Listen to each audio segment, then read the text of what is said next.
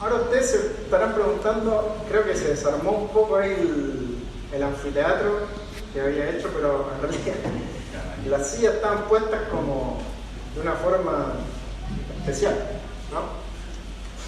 Bueno, es por algo, es por un motivo. Este febrero vamos a empezar a ver un tema que es muy importante para todos nosotros, que es el tema del servicio. Servir. Yo le puse el mensaje, yo en mi casa serviremos, seríamos una familia totalmente feliz, ¿verdad? Rubios, perfectos, como la publicidad. Yo en mi casa serviremos. ¿Cuántos conocen esa declaración? Algunos. Lo cierto es que esto lo dijo Josué. Yo en mi casa serviremos al Señor, lo dijo Josué, en un momento muy importante para el pueblo de Israel. Ya habían entrado ellos en la tierra prometida y bueno, este es el último discurso de Josué, que está en el capítulo 24. A los que les gusta tener Biblia, sí, vamos a estar en el capítulo 24, viendo algunos versículos que nos van a ayudar a darnos cuenta de algo con respecto al servicio y bueno, esperando que Dios también pueda hablar lo que Él quiera, ¿verdad? Bueno, yo le puse acá a la diapositiva de introducción, el servicio es sin duda uno de los mayores desafíos para un creyente, ya sea recién convertido o con años de estar en la fe. Hoy veremos la importancia de servir a Dios para el pueblo de Israel a través de las palabras de su líder, Josué. Pregunta, ¿estás listo? ¿Estamos listos para ver esto? ¿Estamos preparados? ¿Queremos que Dios nos hable a través de su palabra? Bueno, te voy a invitar a estar en pie. Vamos a leer del versículo número 1, capítulo 24, hasta el versículo 15. Si no tienes Biblia, puedes estar ahí en las pantallas. Lo vamos a estar viendo. Capítulo 24, verso 1 en adelante, dice: reunió Josué a todas las tribus de Israel en Siquem y llamó a los ancianos de Israel, sus príncipes, sus jueces y sus oficiales, y se presentaron delante de Dios. Y dijo Josué a todo el pueblo: así dice Jehová, Dios de Israel.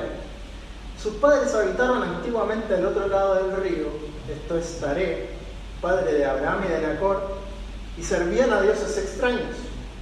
Y yo tomé a su padre Abraham del otro lado del río y lo traje por toda la tierra de Canaán, y aumenté su descendencia y le di a Isaac le di a Jacob y a Esaú le di el monte de Seir para que lo poseyese, pero Jacob y sus hijos descendieron a Egipto. Y yo envié a Moisés y a Aarón y herí a Egipto conforme a lo que hice en medio de él, y después los saqué. Saqué a sus padres de Egipto, y cuando llegaron al mar, los egipcios siguieron a sus padres hasta el mar Rojo, con carros y caballería. Y cuando ellos clamaron a Jehová, Él puso oscuridad entre ustedes y los egipcios, e hizo venir sobre ellos el mar, el cual los cubrió, y sus ojos vieron lo que hice en Egipto. Después estuvieron muchos días en el desierto. Yo los introduje en la tierra de los amorreos, que habitaban al otro lado del Jordán, los cuales pelearon contra ustedes, pero yo los entregué en sus manos y poseyeron su tierra, y los destruí delante de ustedes. Después se levantó Balac, hijo de Zippor, rey de los moabitas, y peleó contra Israel, y envió a llamar a Balaam, hijo de Beor, para que los maldijese. Pero yo no quise escuchar a Balaam, por lo cual los bendijo repetidamente y los libré de sus manos. Pasaron el Jordán y vinieron a Jericó, y los moradores de Jericó pelearon contra ustedes, los amorreos, fereceos, cananeos, heteos, gergeseos, heveos y jebuseos. Y yo los entregué en las manos de ustedes, y envié delante de ustedes tábanos, los cuales los arrojaron de delante de ustedes, esto es, a los dos reyes de los amorreos, no con tu espada ni con tu arco. Y les di la tierra por la cual nada trabajaron, y las ciudades que no edificaron, en las cuales moran, y de las viñas y olivares que no plantaron, comen. Ahora pues, teman a Jehová y sírvanle con integridad y en verdad, y quiten de entre ustedes los dioses a los cuales sirvieron sus padres al otro lado del río y en Egipto, y sirvan a Jehová. Y si mal les parece servir a Jehová, escojan hoy a quién servir, si a los dioses a quienes sirvieron sus padres cuando estuvieron al otro lado del río, o a los dioses de los amorreos en cuya tierra habitan. Pero yo y mi casa serviremos a Jehová. Bueno, son bastantes versículos, son 15 versículos del capítulo número 24. Es el último capítulo del libro de Josué en la Biblia. Después viene Jueces. Pero para hacer una especie de ponernos en contexto, ¿tú te recuerdas que Moisés era el líder del pueblo de Israel, que Dios lo utilizó para guiar al pueblo para salir de la esclavitud de Egipto? Pero Moisés no pudo entrar en la tierra prometida. ¿Se recuerdan? ¿Alguien sabe por qué? ¿Alguien sabe por qué Dios no permitió que Moisés entrara?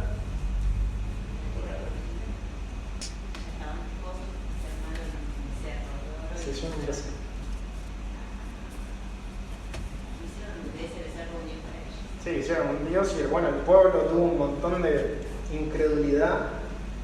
Pero, mira, si no lo sabías, para los que les gusta anotar, si tienen su lápiz o su celular, lo que sea, yo voy a ir diciendo algunas cosas que no están acá, pero que son complementos, porque no sé si se dieron cuenta que Josué lo que está tratando de hacer, o Dios lo que está tratando de hacer por medio de él, es recordar una historia, algo que pasó, eventos, situaciones. Bueno, Dios en un momento le pide a Moisés que con su vara pueda tocar una roca, ¿verdad? Y empezó a salir agua, porque el pueblo decía, tenemos sed, hubiese sido mejor que nos quedáramos ahí en Egipto, bla, bla. Y Dios le dice a Moisés, pégale a la roca, y de la roca saldrá agua. Y pasa así, muy bien. La segunda vez, Dios le dice a Moisés que le hable a la roca, y Moisés en algo se pierde, que le pega.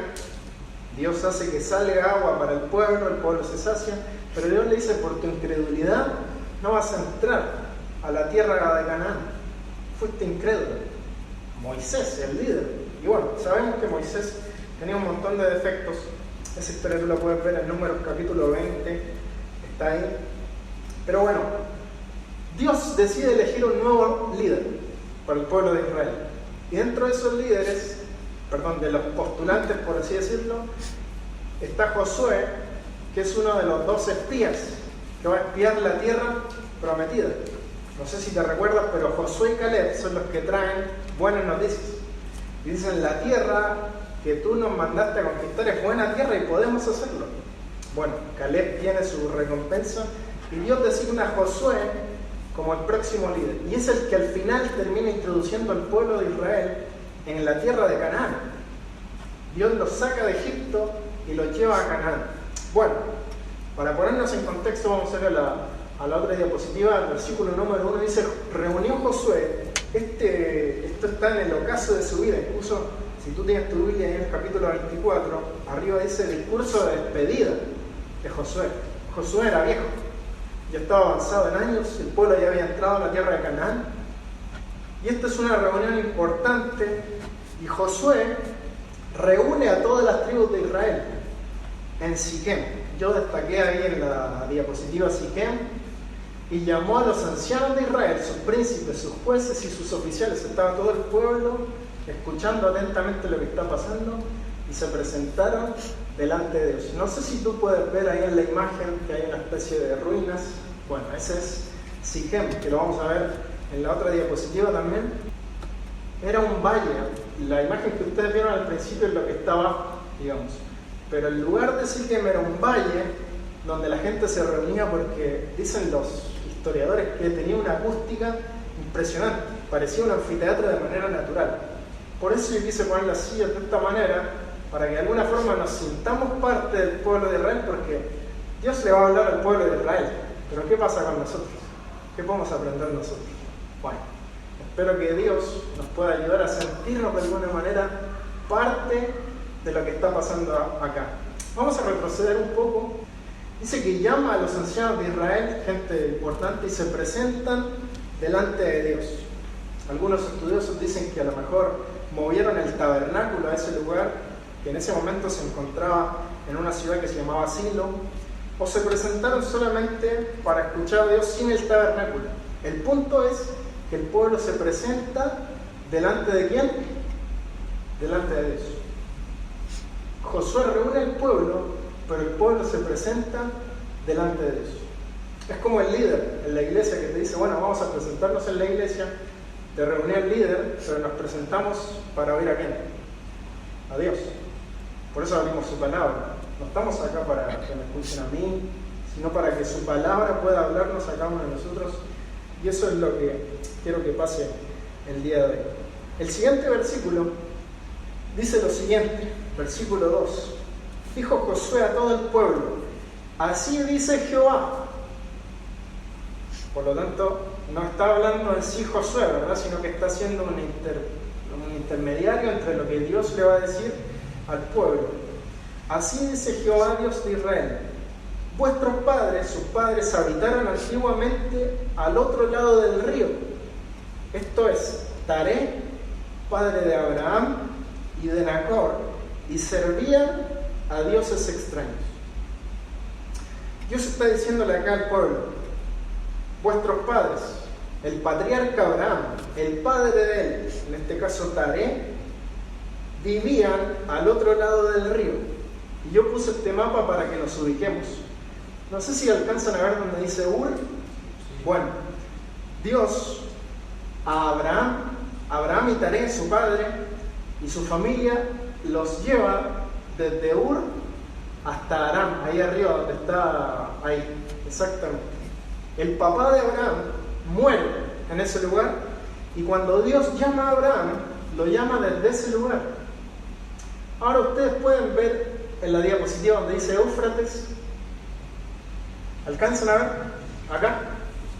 Bueno, toda esa línea era el río Éufrates.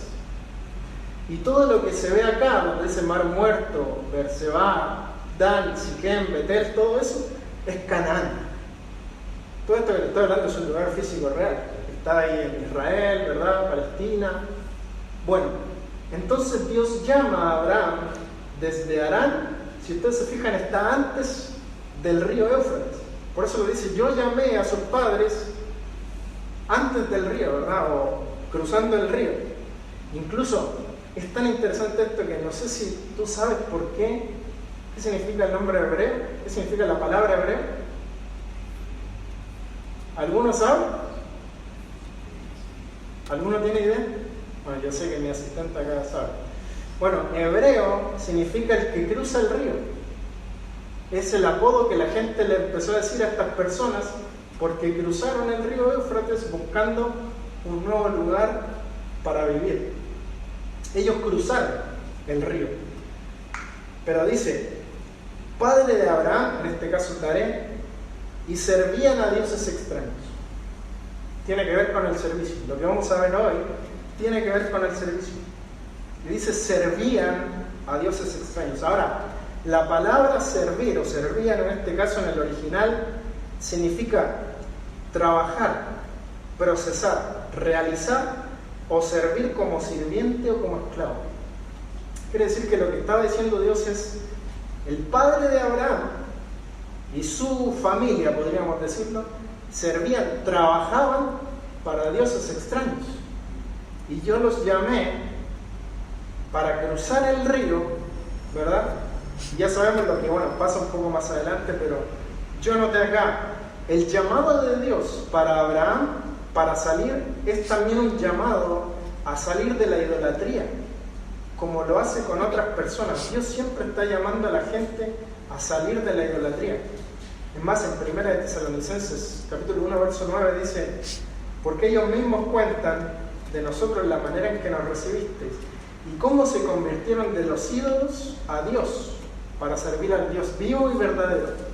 En este caso, en este tiempo, literalmente habían otros dioses hechos por las mismas personas, ¿verdad? Habían un montón de dioses inventados por la gente. Quizás para nosotros esto es hoy como, bueno, ¿qué tendrá que ver con eso? Y hoy tampoco hay muchos dioses o inventos. Bueno, hoy vamos a descubrir que la verdad que sí. En nuestro corazón, sí. Dice el versículo 3, y yo tomé a vuestro padre Abraham del otro lado del río y lo traje por toda la tierra de Canaán y aumenté su descendencia y le di a Isaac.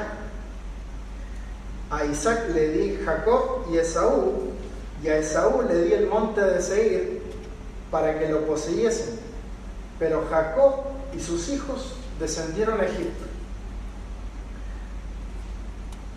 Es importante señalar que la promesa viene por parte de Isaac, pero en este caso Dios nombra a Esaú como otro de los hijos de Jacob, ¿verdad?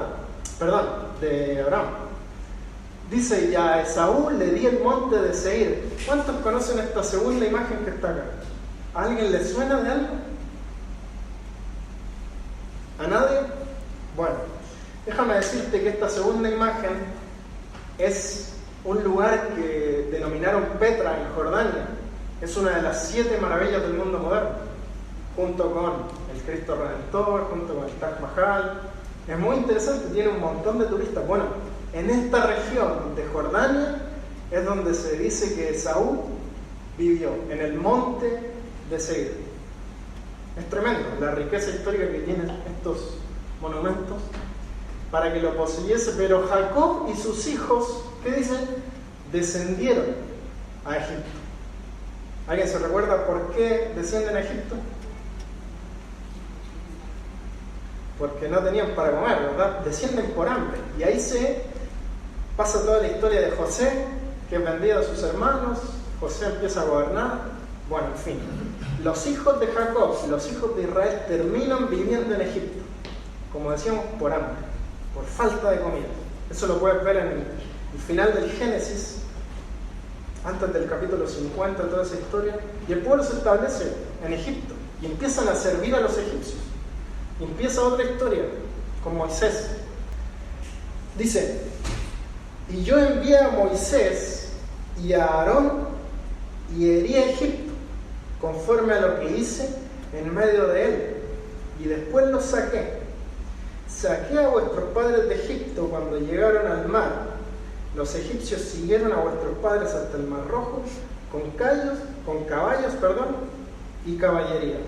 Dice Dios, yo envié a Moisés y a Aarón y herí a Egipto. Eso pasa en el Éxodo, por eso yo puse acá en la primera imagen Éxodo, los primeros capítulos, cuando Dios llama y capacita a Moisés. Moisés va donde Aarón, va a Faraón y saqué a sus padres de Egipto. ¿Cómo los sacó? Por medio de plagas. Tienes en la tercera imagen ahí plagas de mosquitos, la plaga de langosta. Bueno, está la muerte de los primogénitos.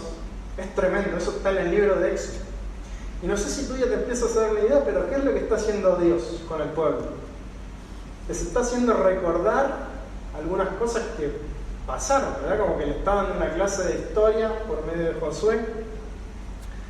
Bueno, dice, y cuando llegaron al mar, los egipcios siguieron a vuestros padres hasta el Mar Rojo con caballos y caballería, con carros y caballería. La imagen número 4. Imagínate ese tiempo, ese momento. El pueblo de Israel sale de Egipto, está frente al Mar Rojo y se encuentra con el obstáculo del mar adelante y los egipcios con sus carros que vienen atrás persiguiéndolos. Empezaron a decir, ¿qué vamos a hacer? Mejor hubiese sido morir en Egipto. En Egipto comíamos bien, teníamos un montón de cosas. Bueno, ¿para qué nos trajiste acá? Pero ¿qué es lo que dice? Versículo 7. Cuando ellos clamaron a Jehová, Él puso oscuridad entre vosotros y los egipcios e hizo venir sobre ellos el mar. ¿Recuerdan eso? Cuando el mar se divide en dos y vuelve, el cual los cubrió y vuestros ojos vieron lo que hice en Egipto. Por eso yo puse estas imágenes del mar, ¿verdad? Alguien clamando, y sus ojos vieron. Quiere decir que en ese momento habían personas que eran chicos en ese tiempo, en ese momento, que pudieron ver qué es lo que Dios había hecho en ese momento, que ya en el tiempo de Josué eran ancianos. Por eso Dios les dice, y sus ojos vieron lo que yo hice. Dios le está hablando a otra generación, pero aún quedaban personas que habían experimentado esto. Y después les dice, después estuvieron ustedes muchos días en el desierto. Ahora, pregunta otra vez para nosotros. El pueblo está en el desierto, en este tiempo, en este momento de la historia. ¿Saben por qué? ¿Era la idea de Dios? ¿Era el plan de Dios para ellos? ¿Que el pueblo estuviera 40 años en el desierto? Bueno, para los que les gusta anotar también en Números capítulo 14, está esta historia, esta consecuencia de por qué pasa esto. Llegan los 2 espías de recorrer la tierra y dice la Biblia que ellos están 40 días viendo cómo es la tierra, viendo cómo es, y bueno, traen noticias. Y los israelitas en el capítulo 14 de Números dice, se rebelan contra Jehová. Después más adelante en el versículo 20 arriba dice, Jehová castiga a Israel por su rebelión. Y les dice en el versículo 34, escucha lo siguiente. Dice, conforme al número de los días, de los 40 días en que reconocieron la tierra, llevarán sus iniquidades 40 años, 1 año por cada día, y conocerán mi castigo. Quiere decir que la vagancia, por así decirlo, del pueblo en el desierto es un castigo de Dios por 40 años por incredulidad. Es tremendo, ¿no? Como que vemos que Dios es un Dios clemente, misericordioso, y aún en el desierto, ¿qué les provee? Maná, les provee de comida, les provee de su presencia, bueno, un montón de cosas, ¿verdad? Pero lo cierto es que el pueblo se queda en el desierto. Capítulo 7 de Josué 24, versículo 7, perdón. Vamos al versículo 8, siguiente diapositiva, dice: yo los introduje en la tierra de los amorreos, que habitaban al otro lado del Jordán, los cuales pelearon contra ustedes, pero yo los entregué en vuestras manos, y poseyeron su tierra y los destruí delante de vosotros. Yo creo que tú pongas atención en esta diapositiva arriba, cuando Dios empieza a marcar algunas cosas, como por ejemplo, yo los introduje en la tierra de los amorreos, los cuales pelearon contra ustedes, pero yo los entregué en sus manos, y poseyeron su tierra y los destruí. O sea, básicamente Dios hizo todo, ¿no? Como que ellos solamente tuvieron que estar. Es más, la tierra prometida, cuando van los espías, Dios les dice: yo les voy a entregar esta tierra, solamente vayan. Y llegan con noticias de miedo. En cambio, Josué y Caleb dicen: no, Dios nos las entregó, solamente tenemos que ir. Sí hay gigantes, pero no importa, porque Dios nos dijo que iba a entregar la tierra, por lo tanto hay que creerle. Pero eso no fue el espíritu del pueblo de Israel. Y Dios está remarcando acá lo que Él está haciendo. Y yo me pregunto para nosotros, ¿qué cosas te han traído hasta acá que tú reconoces que ha sido Dios y no ha sido en tus propias fuerzas? Si Dios le está hablando al pueblo de Israel y le está diciendo: bueno, toda esta historia, ¿verdad?, que les estoy recordando, he sido yo los introduje, yo los saqué, yo los destruí. Bueno, ¿y qué hay de nosotros? Eso nos lleva a poder pensar de que ha sido Dios y no hemos sido nosotros. Algunos pensarán que tienen talento, que tienen capacidad. Algunos piensan que, sirven para algo, que puede ser, obviamente. Pero no se nos puede olvidar jamás que ha sido Dios. Ha sido Dios. En la historia del pueblo de Israel fue Dios, ha sido Dios. En nuestra historia, como el pueblo de Dios, el cuerpo de Cristo, ha sido Dios y seguirá siendo Dios. Dice, versículo 9, después se levantó Balac, hijo de Zippor, rey de los moabitas, y peleó contra Israel, y envió a llamar a Balaam para que los maldijese. Pero yo no quise escuchar a Balaam, por lo cual los bendijo repetidamente y los libré de sus manos. Esta historia la puedes encontrar también en el libro de Números, capítulo 22. Te lo voy a narrar para que nos pongamos ahí en contexto. Balac es el rey de Zippor, que está haciendo guerra contra Israel. Y hay un hombre llamado Balaam que la Biblia llama profeta, el apóstol Pedro le llama profeta en el Nuevo Testamento, pero Moisés en sus narraciones le llama un adivino. Quiere decir que tenía una conexión especial, y es muy particular que este hombre lo que decía pasaba. Entonces el rey Balac lo manda a llamar y le dice: mira, yo necesito que tú me maldigas a este pueblo, porque yo sé que el que tú maldigas será maldito y el que tú bendigas será bendito. Y lo manda a llamar y él no quiere venir, porque dice: no, porque es un pueblo bendecido por Dios. Pasan los días, le hace otra invitación y le dice: no, hasta que decide ir. Dios le dice: bueno, me agotaste la paciencia, vas a ir al rey, pero le vas a decir lo que yo te diga que pase. ¿Ok?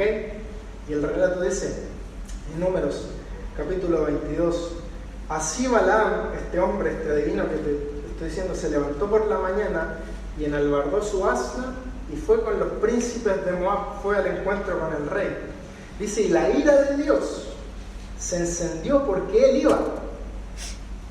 Y el ángel de Jehová se puso en el camino por adversario suyo. Iba pues él montado sobre su asna y con él 2 criados suyos. Y el asna, ojo acá, porque esto es interesante, el asna en el que él iba montado vio al ángel de Jehová que estaba en el camino con su espada desnuda en su mano, y se apartó el asna del camino e iba por el campo. Entonces azotó Balaam al asna para hacerla volver al camino. ¿Qué es lo que está pasando? El burrito en el que él iba montado ve al ángel de Dios que está con su espada en su mano y dice: no, me voy por otra parte. ¿Por qué? Porque algo pasa acá, ¿verdad? Dice: pero el ángel de Jehová se puso en una senda de viñas que tenía pared a un lado y pared al otro, y viendo el asna al ángel, se pegó a la pared y apretó contra la pared el pie de Balaam, y él volvió a azotarla. 2 veces la azotó. Y el ángel de Dios pasó más allá y se puso en una angostura donde no había camino para apartarse ni a derecha ni a izquierda.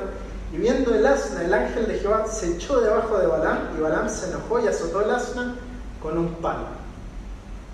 Entonces Jehová, ojo acá, esto es demasiado interesante. Entonces Jehová abrió la boca al asna, la cual dijo a Balaam: ¿qué te he hecho que me has azotado estas 3 veces?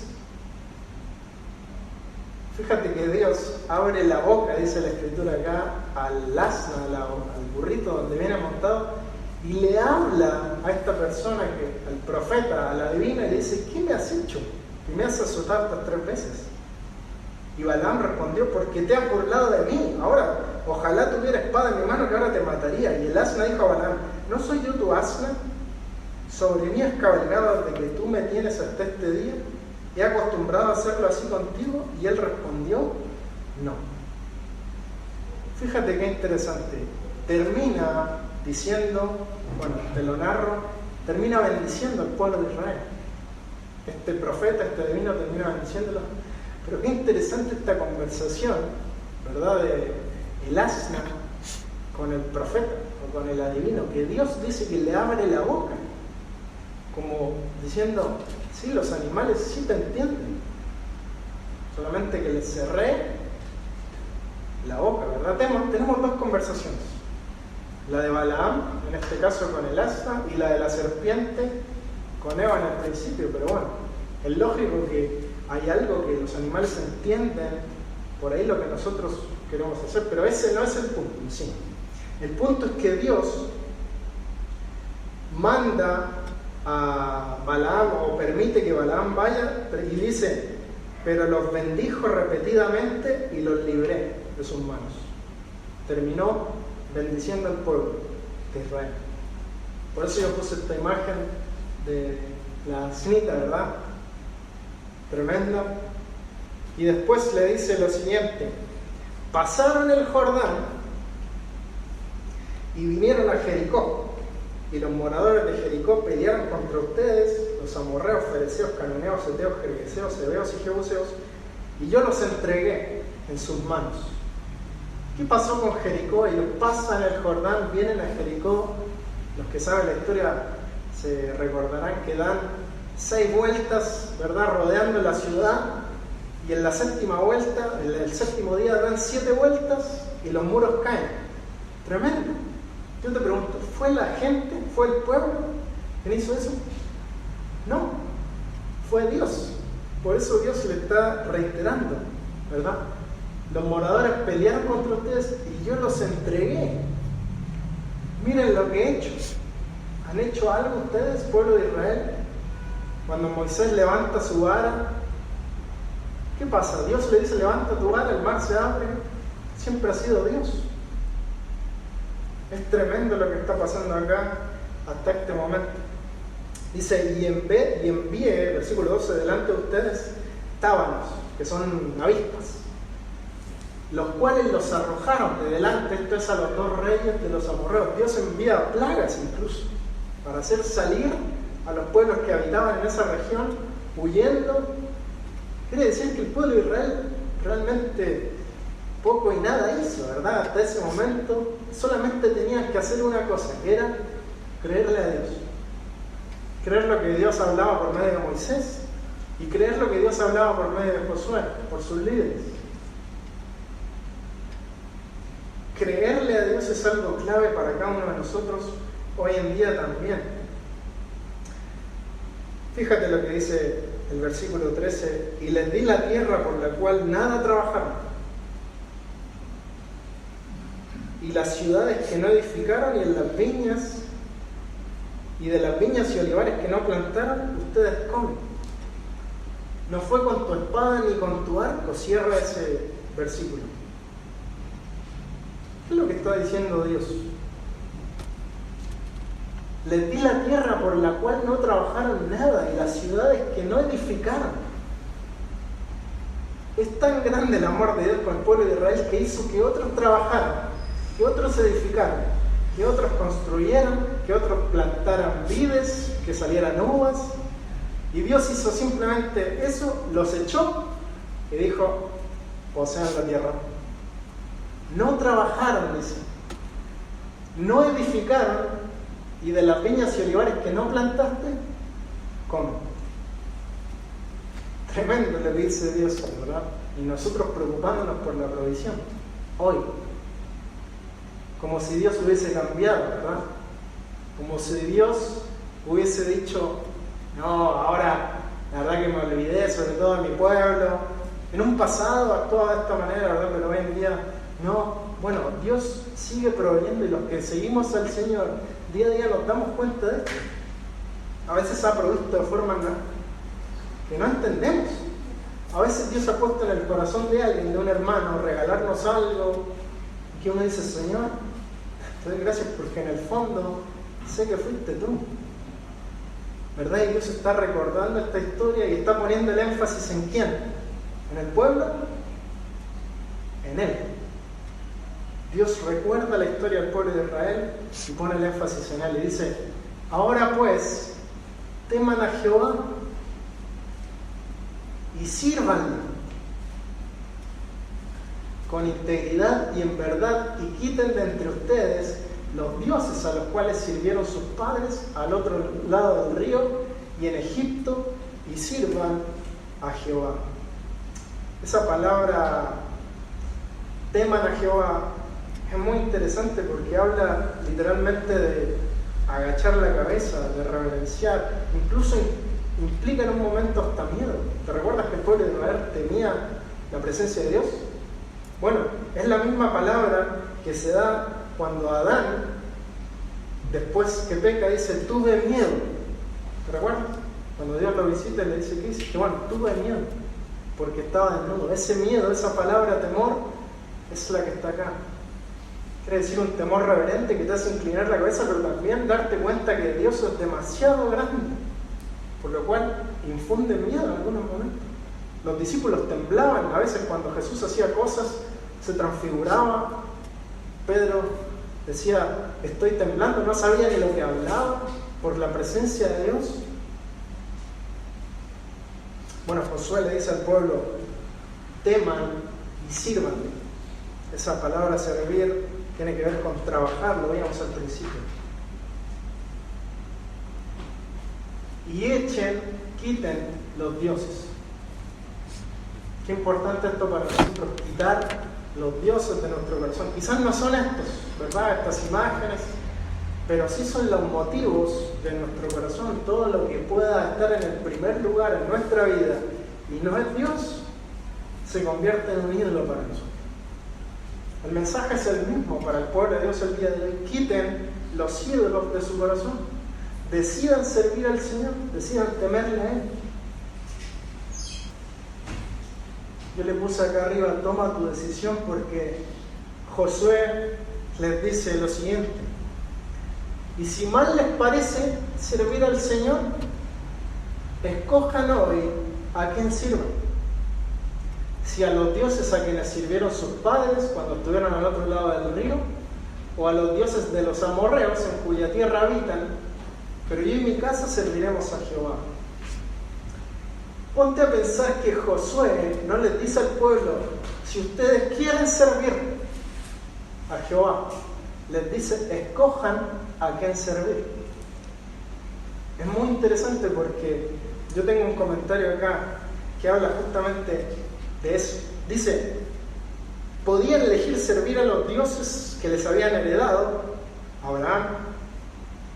Podían elegir a los dioses de Canaán, donde estaban. Sin embargo, tenían que tomar una decisión.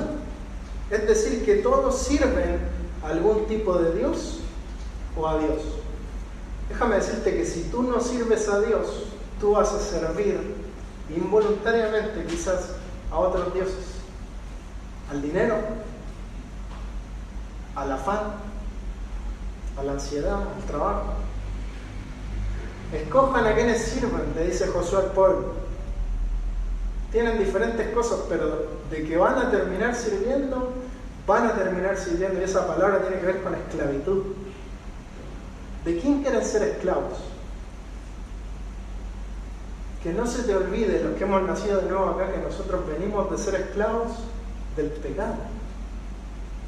Dios nos ha hecho libres y ahora nos da la elección a quién, entre comillas, esclavizarnos, si a Él o a los deseos del mundo. Hemos visto un montón de veces cuando no servimos a Dios o cuando no estamos en Dios, perdemos nuestro propósito. Alguien dijo una vez que el ser humano, Dios lo hizo un ser adorador. Dios nos hizo para adorar a Él. Pero ¿sabes qué es lo que pasa? Cuando no le adoramos a Él, terminamos adorando otras cosas, inclinándonos a otros deseos. Con el servicio también. Dios nos dio ejemplo. Nos hizo seres para adorarle y para servirle a Él.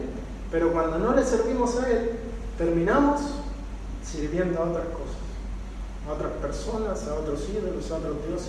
Por eso yo le puse: toma tu decisión. Pero yo y mi casa, dice Josué, vamos a servir al Señor. Yo me puse a investigar qué quería decir con casa, porque pareciera que da la impresión de que habla de su casa, ¿no? De su casa física, de su familia. Y justamente en hebreo significa casa, hogar, familia, tierra. Quiere decir que Josué estaba hablando por su propia familia, está diciendo: yo y mi casa serviremos al Señor.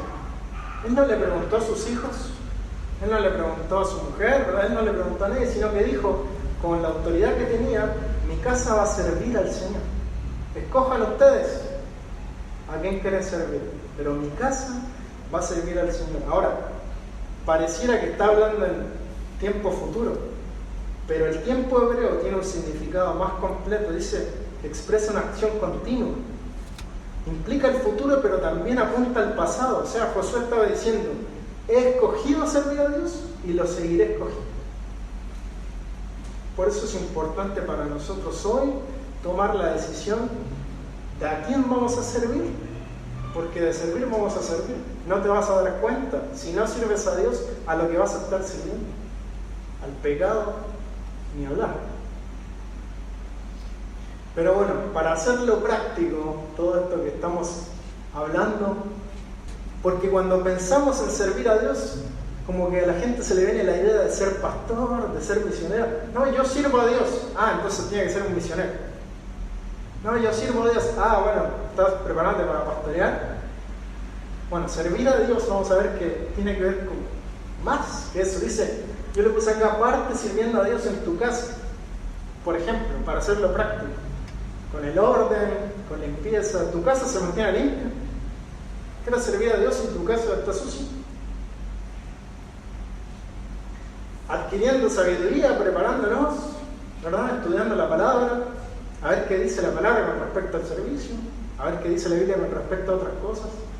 Cultivando un buen ambiente, ¿cómo vamos a poder servir a Dios en lo que hagamos si tenemos relaciones tóxicas o que todos se gritan o vivimos en un ambiente y ya no puedo más? ¿Cómo podemos servir a Dios en medio de esos lugares? Fíjate lo que el apóstol Pablo le escribió a la iglesia en Colosa. Le dijo que todo lo que hagan, háganlo de corazón como para el Señor y no para los hombres, sabiendo que del Señor recibirán la recompensa de la herencia, porque a Cristo el Señor, le dice, sirve. Fíjate que no le dice a la iglesia y todo lo que hagan en la congregación. No le dice, bueno, y todo lo que hagan cuando vayan a enviar folletos evangelísticos. No, todo lo que hagan. Lo que hagas en tu casa, lo que hagas con tus amigos, lo que hagas en el trabajo. Por eso yo le puse en tu trabajo. Todo lo que hagan, háganlo de corazón como para el Señor. Si Él me estuviese viendo, trabajo como si Dios me estuviese viendo. Dice, porque a Cristo el Señor es a quien sirvo. No servimos a los hombres, servimos a consecuencia de lo que hacemos para Dios. Cuando las cosas las hacemos para Dios, nos vamos a dar cuenta que nuestros jefes por ahí que siempre andan de mal humor, a lo mejor ahora pasa algo, ¿verdad? Yo estoy de buen humor porque sirvo al Señor. Como consecuencia termino sirviéndote a ti quizás, pero no lo hago para mí. Dice, si el Señor fuera tu jefe, ¿cómo le servirías? Ponte a pensar en esto por un momento. Si, bueno, tenemos a Enzo acá. Si el Señor le pidiera a Enzo, ¿verdad?, que revocara la pared de la casa, bueno, ¿cómo lo haría? Es tremendo cuando la Biblia nos cambia la perspectiva, ¿verdad? ¿A quién servimos? ¿Para quién hacemos lo que hacemos? Por eso yo trato de hacer esta pregunta siempre. ¿Cómo le serviría a la iglesia? ¿Cómo le serviría en el trabajo? ¿Cómo le serviría si el Señor me dijera, bueno, estos son mis hijos, ¿me los puedes cuidar? Lo haría así, como sé. Si el Señor fuera mi jefe, yo le puse acá, Él es tu Dios, pero también es tu Señor. Incluso los discípulos decían Señor, ¿verdad? Y como tal debemos servirle como para Él, de la mejor manera. Por eso te digo, saquémonos el servicio a Dios. Yo sirvo a Dios como iglesia, como pastorado, misiones y demás. Pongamos el enfoque en que lo que hacemos, si lo hacemos para Dios, estamos sirviendo a Dios. Cuando te dicen ven a limpiar la iglesia, la limpio para Freddy's, incluso para los hermanos, ¿verdad? La limpio para los hermanos, mira, esta hermana no me dejó la silla sucia y ahora tengo que venir yo. Bueno, Él te dará cuenta, pero yo quiero servir como para el Señor, ¿verdad? Si el Señor tuviese este lugar físico y dijera, ¿me puedes venir a hacer el aseo acá? Que brille la silla, si es algo que nos falta mucho a todos, ¿verdad? Vamos a ir a la otra. Que esta palabra tiene que ser un sello para nosotros, como hijos de Dios. Si hay algo por lo que el mundo tiene que reconocernos a nosotros, bueno, por amor y por una serie de cosas, esta palabra tiene que estar sellada en tu vida, en tu corazón, en lo que hagas. Porque si tú sirves a Dios, tú no vas a hacer las cosas así como así. Las vas a hacer con excelencia, porque sirves al Señor. Y la gente va a empezar a decir, no, esta persona es diferente porque hace las cosas de una forma excelente. Es lo que pasaba en la vida de José. Todo lo que él hacía, Dios lo hacía prosperar en su mano, a tal punto que el amo decía, yo puedo ver a Dios en él. Tremendo. Lo que hace sale bien. Lo que hace prospera, da un fruto. Nos falta mucho, ¿verdad? A veces estamos demasiado en la carne, demasiado ensimismados en nosotros mismos. Ojalá este 2024 poder lograr la excelencia. Yo le puse es un distintivo de un hijo de Dios. Es un distintivo de un hijo de Dios. Vamos ya cerrando. No se asusten con esta fruta, no es para que coman bien, pero bueno, también sí, sino que es un fruto. Yo le puse como ejemplo de que todo esto es un fruto. Y primero dice, sirvamos a Dios primero con nuestra vida, en nuestra intimidad, en nuestro hogar, en nuestro tiempo con Él. Dice Pablo, hablando a los Corintios también, una iglesia desordenada, les dice, examínense a ustedes mismos si están en la fe. Pruébense a ustedes mismos. ¿Cómo está tu caminar? ¿Cómo está tu día a día, tu vida día a día? ¿Cómo está tu relación con el Señor? Una vez que tú puedas lograr esto y estar firme, fuerte, ¿verdad? Vas a poder de alguna manera influenciar a tu familia y ser como Josué, sobre todo los padres, decir, yo en mi casa vamos a servir al Señor. No es negociable. Y él está hablando como patriarca, pero también como padre. Por eso es algo para los padres de la familia. No negocio servir al Señor. Mis hijos tomen sus decisiones, pero mientras vivan en mi techo, vamos a servir al Señor. Yo tengo un comentario acá que dice, cuando un padre cristiano coloca en su casa un cuadro que dice, pero yo en mi casa serviremos al Señor, está proclamando en gran medida lo mismo que hizo Josué, aunque probablemente está pensando en su familia inmediata que vive bajo su techo, y no en todo el pueblo tampoco, ¿verdad? Pero los padres cristianos tienen la responsabilidad de asegurarse de que lo que ocurre en el hogar honra a Dios y de excluir las actividades que no lo hacen. Ahora escuchen, sin embargo los padres cristianos harían bien en recordar que solo pueden controlar las acciones y actividades externas de los hijos, pero no pueden controlar su corazón, ¿verdad? Y con mucha menos autoridad que se le había permitido a Josué. Son como Josué en el sentido de que son impotentes para controlar lo que sus hijos sienten, creen y desean. Eso lo eligen ellos. Pero sin duda que van a estar influenciados por sus padres también, ¿verdad? Yo en mi casa serviremos al Señor, es una promesa de hacer lo mejor posible para que todo lo que ocurra dentro del hogar honre a Dios. Y también es una oración para que los hijos que allí crecen sigan la fe de sus padres. Yo en mi casa serviremos al Señor, dijo Josué. ¿Qué van a escoger los otros? Mientras mis hijos vivan bajo este techo, bueno, gran desafío a los que no somos padres, ¿verdad? Y por último, cuando logremos desarrollar estas cosas, vamos a poder influenciar a la iglesia también. Dice el apóstol Pablo, hablándole a un joven pastor Timoteo, le dice, esto encarga, o sea, lo que te he hablado, a hombres fieles que sean idóneos para enseñar también a otros, lo que nosotros llamamos discipulado. ¿Sabes qué? Cuando el Señor se va, les da lo que nosotros llamamos la gran comisión, que era, vayan y hagan discípulos a todas las naciones. Eso es para ti y para mí.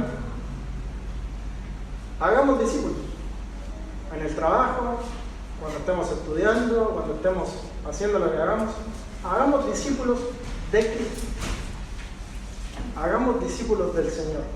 Esa es nuestra labor en esta tierra, pero no podemos hacerlo sin un carácter. Mira, ¿sabes que esto de servir a Dios en la iglesia es bastante delicado? Y te lo quiero graficar con la siguiente diapositiva. En un momento los apóstoles que están predicando la palabra de Dios se dan cuenta que hay una necesidad. Y esto está en Hechos 6, si quieres anotarlo. Hechos 6, versículo 1 en adelante.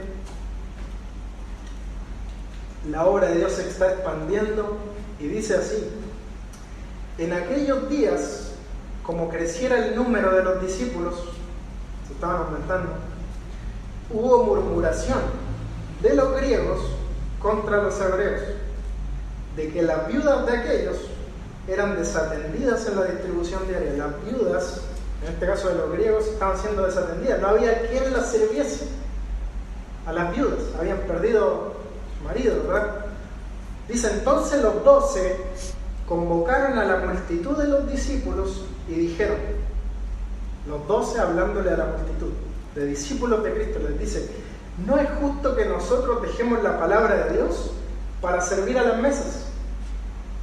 Tenemos que seguir predicando la palabra, nosotros los 12.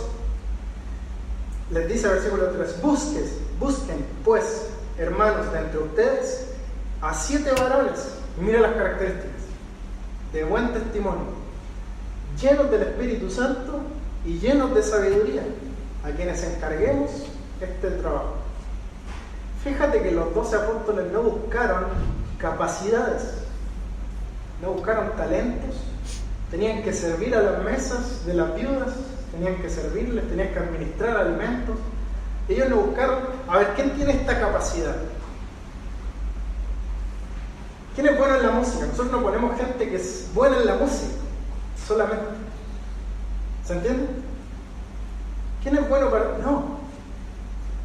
7 varones, dice, de buen testimonio, llenos del Espíritu Santo y llenos de sabiduría. La obra de Dios no es para cualquiera. Necesitamos carácter, necesitamos vida espiritual. Solo así vamos a poder cumplir los requisitos. ¿Por qué? Porque es algo tremendo, profundo, delicado. Es más, cuando habla de los obispos, los pastores, digamos, tienen que ser irreprensibles. No tiene que haber un argumento por los cuales sean desacreditados, digamos. Que sean irreprensibles. Bueno, es una gran labor, ¿verdad? Para cada uno de nosotros. Y con eso, esto no te estoy diciendo que no puedas hacer cosas pequeñas, ¿no? Traer un vaso de agua al que está predicando, poder pasar las diapositivas, cosas pequeñas, pero ¿sabes qué? Cuando estamos acá, yo escuché una vez a alguien que decía que la persona que está acá adorando, acá en la música, tiene que ser el mejor o uno de los mejores teólogos porque está guiando a la congregación a alabar a Dios, y lo que sale de su boca puede ser de bendición o de maldición. Tiene que conocer las Escrituras, no puede estar ahí simplemente porque toca bien, porque canta bonito. Llega una persona nueva a la iglesia, canta bonito, queremos ponerla acá.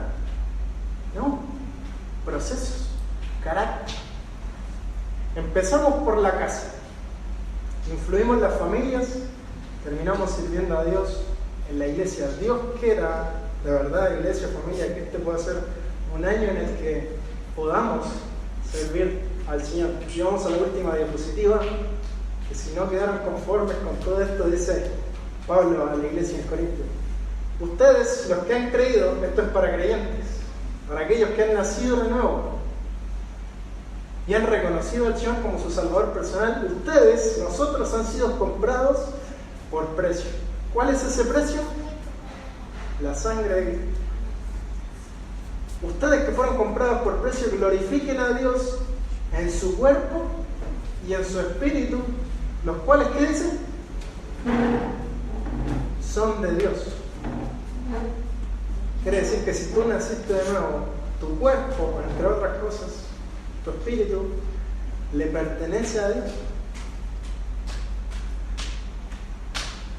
Partamos por cuidar el cuerpo,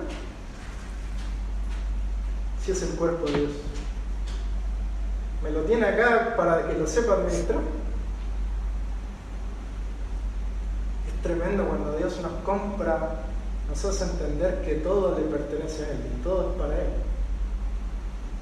¿Qué me importa si de algo me voy a morir? ¿Verdad? Hay gente que dice eso. Con los creyentes no podemos decir eso, no podemos descuidar estas cosas. Estoy cuidando a Dios en mi vida, cuidando el cuerpo, perdón, en mi vida, el espíritu, estoy consagrándome al Señor, mortificando la carne. Es un proceso día a día.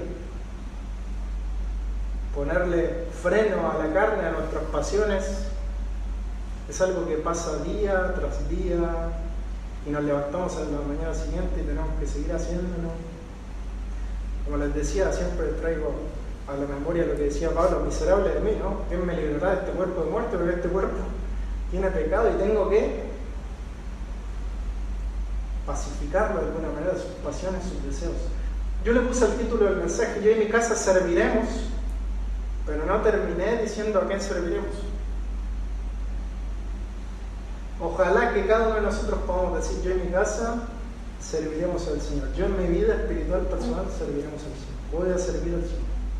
Donde esté en mi trabajo, con mis amigos, en mi lugar de estudio, voy a trabajar para Él, voy a pensar como para Él.